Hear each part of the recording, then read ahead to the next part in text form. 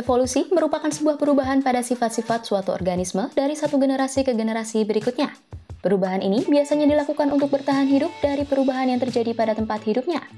Ada 3 proses kombinasi utama, yaitu reproduksi, variasi, dan seleksi. Berikut ini ada beberapa binatang yang merespon perubahan yang terjadi pada lingkungan sekitarnya dengan kurun waktu yang cukup singkat. Binatang-binatang apa sajakah itu? Mari simak video berikut ini. Jangan lupa untuk like, komen, dan subscribe channel ini agar tidak ketinggalan info menarik lainnya, serta share video ini pada orang-orang terdekat kalian.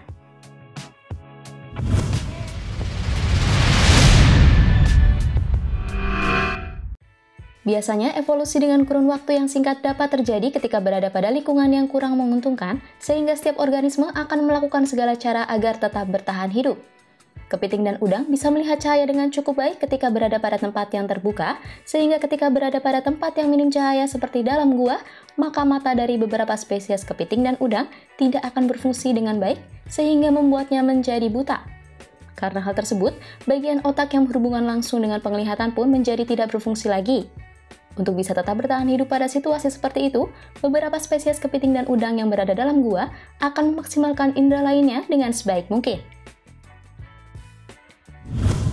Salmon merupakan spesies ikan yang hidup secara berkelompok dan sering berpindah tempat. Ketika akan bertelur, salmon akan menuju ke air tawar yang ada di sungai-sungai dan akan berpindah lagi ke air asin yang ada di laut ketika sudah dewasa. Salah satu spesies dari salmon yaitu Oncorhynchus gorbusa atau lebih dikenal dengan pink salmon mengalami sebuah perubahan pada saat akan bertelur. Pink salmon ini akan bertelur 2 minggu lebih cepat ketimbang 40 tahun yang lalu.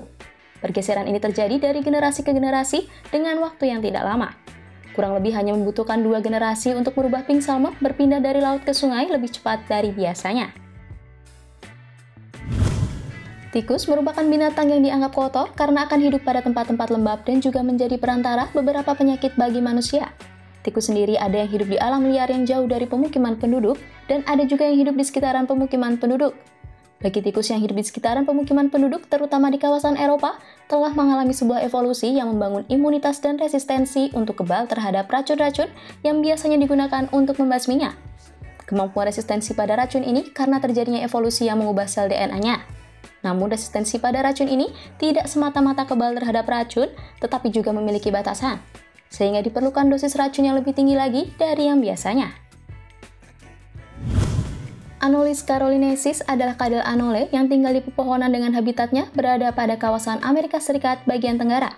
Kadal anole hijau ini memiliki kemampuan yang mirip seperti bunglon, yaitu mampu merubah warna kulitnya dari hijau menjadi coklat ataupun sebaliknya. Selama kurun waktu 15 tahun atau sekitar 20 generasi, kadal ini mampu berevolusi dengan cepat untuk merubah beberapa bagian tubuhnya agar lebih efektif dan efisien untuk menghadapi persaingan yang ada pada ekosistemnya. Perubahan yang ada pada tubuhnya yaitu muncul bantalan kaki yang lebih lengket dari sebelumnya. Hal tersebut berguna untuk lebih memudahkan ketika berburu mangsa pada tempat-tempat yang sulit untuk dijangkau. Kutub Utara merupakan salah satu kutub bumi yang garis lingkarnya sering disebut dengan lingkaran Arktik. Pada lingkaran Arktik ini terdapat kehidupan endemik mulai dari binatang dan manusia. Salah satunya yaitu kehidupan dari burung hantu Kutub Utara. Burung hantu yang ada di Kutub Utara ini memiliki bulu berwarna putih dan abu-abu. Itu bertujuan sebagai penyamaran agar tidak mudah terdeteksi.